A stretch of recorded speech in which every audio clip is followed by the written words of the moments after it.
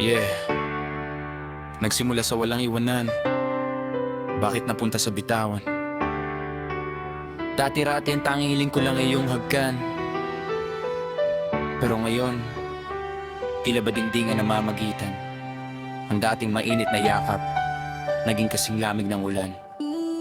Sinubukan ko namang isalba, tinalo ko ang bawat hampas ng alon. Pero bakit pakiramdam ko ako lang ang lumalaban mag-isa hanggang ngayon? Pagod na ang puso kong magbakasali sa bawat mubas.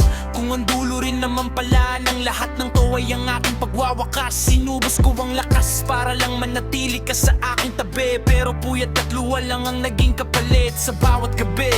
Hindi ko na kayang magkunwari na okay pa ang lahat, kung ang pagmamahal na binigay ko ay hindi pa rin naging sapat. Hindi na babalik ang dati nating simula. Ang mga pangako natin unti-unting nawala. Masakit man isipin na dulo na tong ang kwento. Huling tingin sa mata mo, tapos na tayo.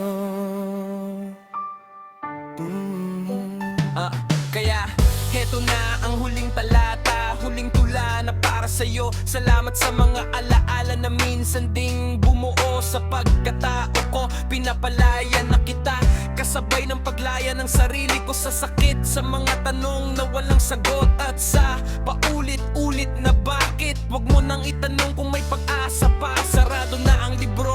Masyado ng sugatan ng puso para muling sumugal sa'yo.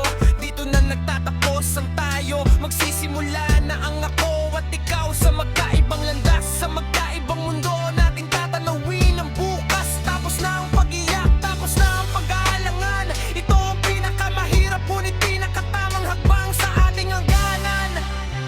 Walang sisihan, sadyang hindi lang talaga tayo para sa isa't isa. Sana mahanap mo ang kapayapaan na hindi ko naibigay. At sana mahanap ko rin ang sa akin. Hindi na babalik ang dati nating simula. Ang mga pangako natin unti-unting nawala. Masakit man isipin na dulo na to ng kwento. Huling tingin sa mata mo,